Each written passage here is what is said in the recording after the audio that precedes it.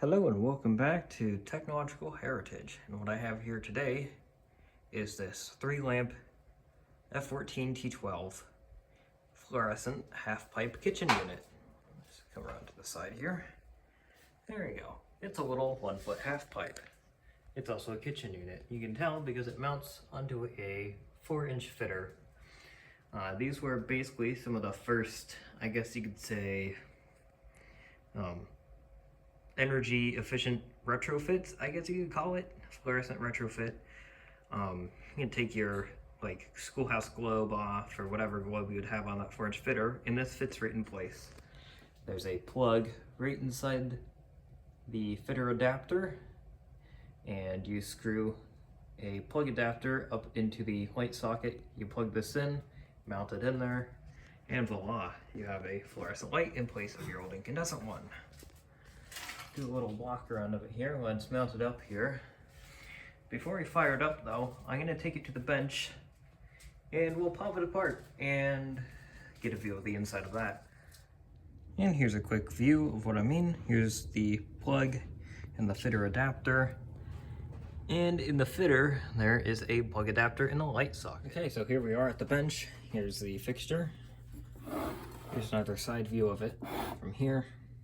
And you can see it really is just a little baby half piper. It's a little single foot half piper. And you can see it would have had these decorative end caps. Unfortunately, it's missing 4 of them. I presume it would have had these on all the tombstones.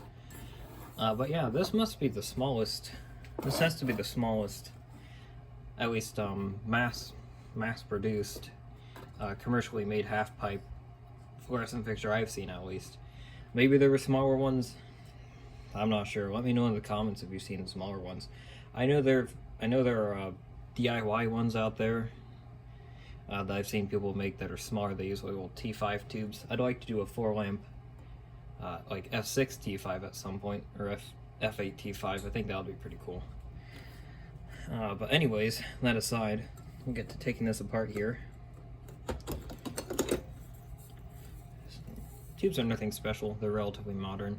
In fact, I think there's I'm pretty sure I bought one of these brand new just when I got it like 2 years back. So, modern tubes. Sorry for the horrible noise. Oh, jeez. Here's your end caps.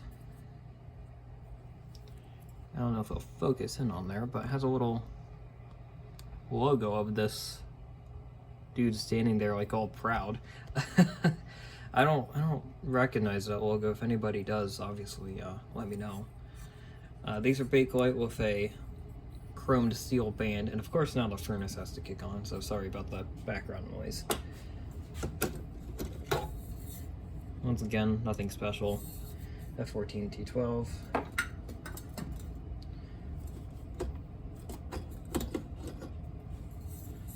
And the last one I think is a little older. In fact, it still has a price sticker from when I bought it. It came from the restore. That location actually no longer does fluorescent stuff anymore, so it's kind of funny. I'll remove this other end cap here. You can see, once again, they just kind of clip on that metal clip. And I'm gonna guess the other ones either got smashed or they just got taken off and never put back on. That's dented in, that's dented in. You can see the tombstone is kind of tilted back. So obviously this has been bumped or dropped at least once or twice. But hey, at least it's still here. And it did not come with these starters. It had older starters in it. In fact, this had older tubes in it when I got it. It had like 2 old, probably 1980s GEs in it. And it had older starters. I think it had 1 or 2 of these super starters and maybe some old Royal brand starters as well.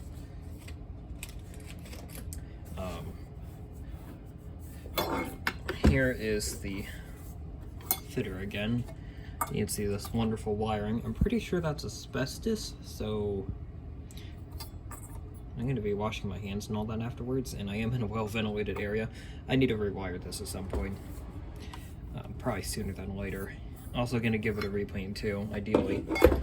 This probably would have been pure white in color. And you can see all the nice chrome banding on it.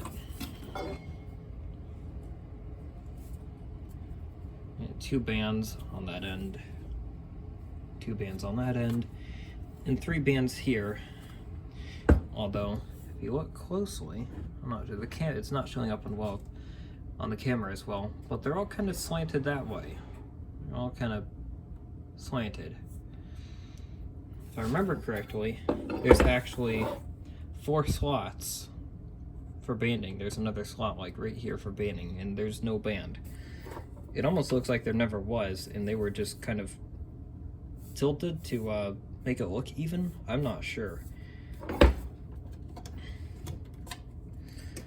Here's the starters. I guess that's a Phytoelectric, and I think these Sylvanias I bought brand new. Yep, I like the metal can starters better. I had bought these back before I got a whole ton of these. I got this back in the summer of 2023, if I remember correctly. Came from an antique store I used to go to, I want to say 10 years ago. And I moved away. I never got to like say goodbye to those folks or anything. And on my trip to where I live now, from where I used to live, I decided to drop by there, and they were all really excited to see me, and they gave this to me for free, and they hooked me up with some other stuff as well, so that was really cool. Very cool, folks.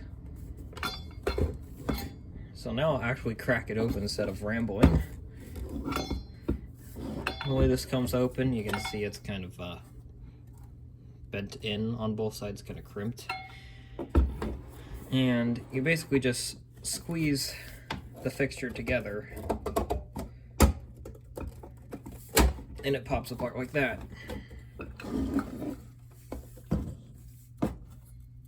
And actually, another thing to note before I totally disassemble it, these tombstones are rather interesting. I don't think I noted this actually. These are not your traditional Bakelite tombstones like found on some of the older fixtures. This, I'd have to guess this was maybe made during World War II, or maybe it's just a really early design. I'm not quite sure, to be honest. I'd guess it's from around that era though. It has these laminated paperboard sockets, which are quite interesting. You can see it's just a like laminated, like pressed paper board, best I can describe it. It's pressed together, multiple layers of it, and it's riveted. And then right there is a metal bracket, I'm pretty sure. About to test that theory by cracking open here.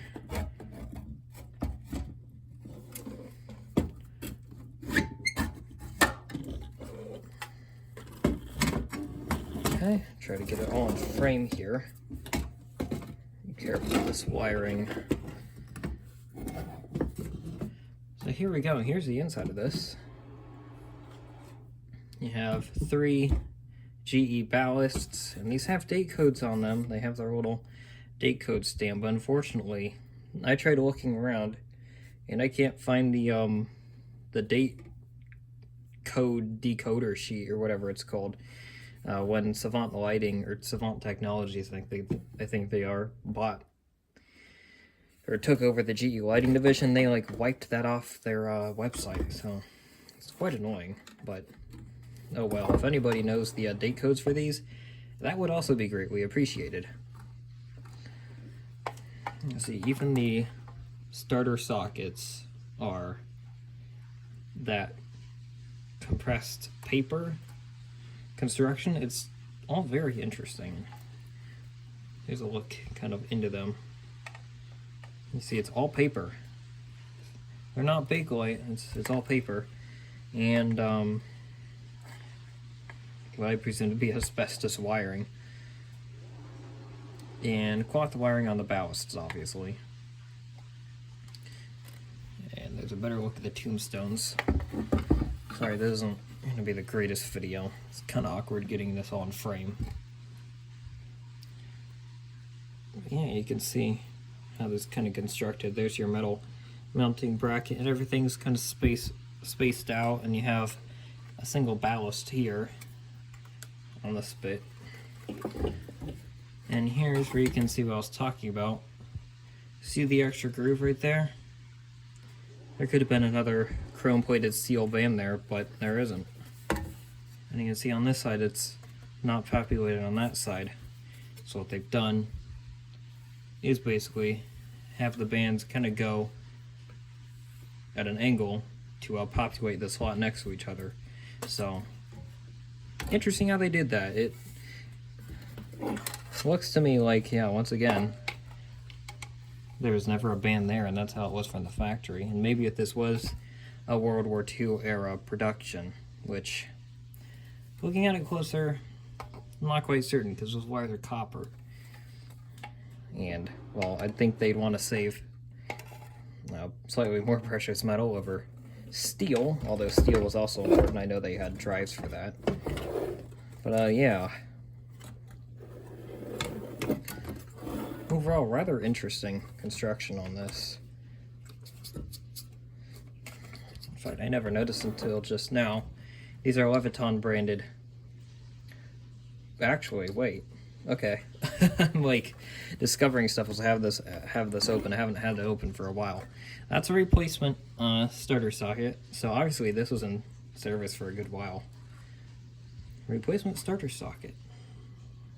And I'm gonna guess it was 60 cents at a hardware store apparently. And that one's Bakelite. And the rest of them are paper. So yeah, overall, pretty interesting. Hopefully this is a decently comprehensive look at the inside of this thing. Like kind of scratch up the paint. I'm eventually going to fully restore this. I'm gonna go through and repaint it, clean these up. Unfortunately, I don't have replacements for these. I mean, maybe I could 3D print these. I don't have a 3D printer though, but it's a possibility in the future anyways. But yeah, well, that being said, I'll get it back together now. But yeah, very, very simple design, and I guess you could say easy to work on. You see these metal bits on the end are actually screwed on. I thought they were just folded over from this sheet at the bottom. I've forgotten that they're actually separate. Now we'll reassemble this and block the whole shot with my arm as I try to squeeze it back together. There we go. And there it is back together, and there's a view without the tubes. It's just so compact and small. It's a novel little fixture. I like it. I did have it in service in one of the upstairs room for a little bit, but it now chills in my lighting display. And for this video, I will run power to it and fire it up. Make sure I get the starters back in.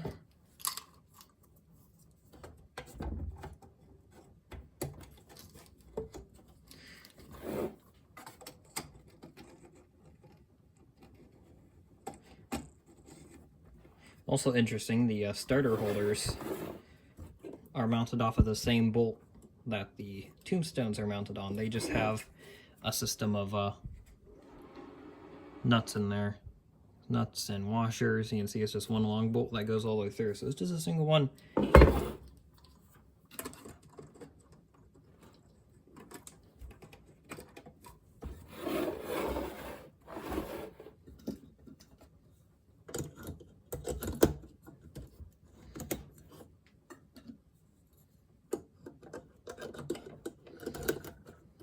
I will say these older tube sockets are a lot nicer as well. Even the ones that aren't this paper, they just have a better overall design of gripping the bulb and the way they go in there. I've broken tube pins on some of the newer sockets. They're just awful. In fact,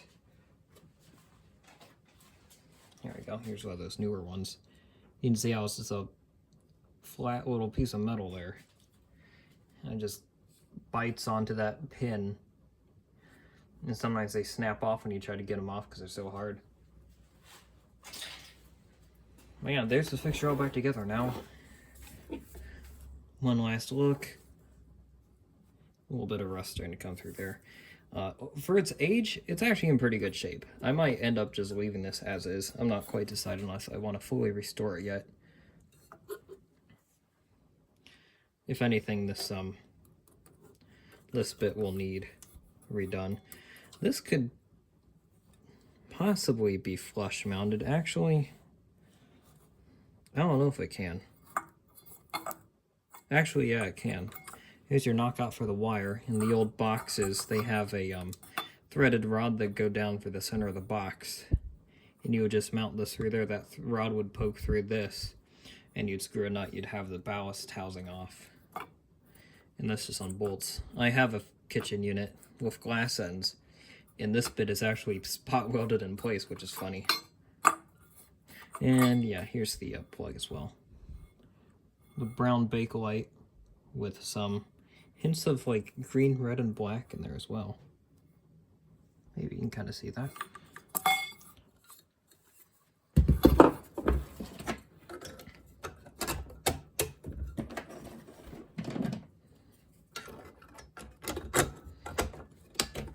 But yeah, I'll get this back up on the lighting display, run power to that quick, and I'll be back with some startups of this thing before I end the video. Okay, have it mounted back up on the display, which I'll eventually show some of this other stuff off. And I have power ran to it. So why don't we go ahead and power it on a few times. Now I have to get on a chair here because the switch is right here. And I'll start it up.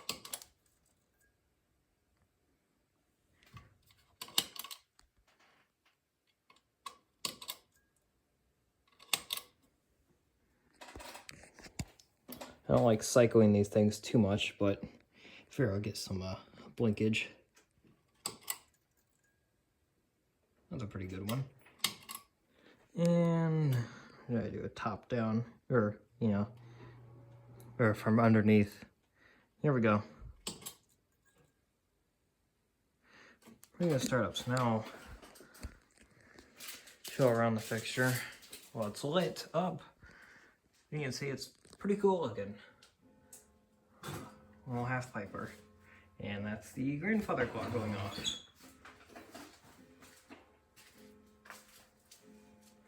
Yeah, sorry for the slightly shaky camera work. But yeah. There we go. There's the little F14T12 3-lane half piper. I'll do one more startup for good measure.